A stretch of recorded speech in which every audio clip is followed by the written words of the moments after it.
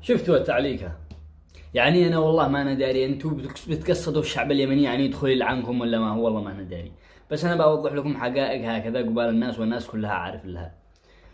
أول شيء إحنا ما ننكرش إنه عندكم مال، هذا أول شيء. ثاني شيء لو يعرضوننا المال ويقولوا لنا نوصل إلى ما وصلتوا إليه أنتم، كنا نسعى المال دس تحت أرجلنا، ولا نطرحه ورق للمواقد وناكلها يابسة. إحنا نفضل أن نكون رجال على أن نكون أغنياء. ثانيا تقول الشعب اليمني ما عندي شو تحت كفالتكم. كيف تحت كفالتكم؟ من نص المصانع هذه بالسعودية تبع الشعب اليمني، ملاكها يمنيين.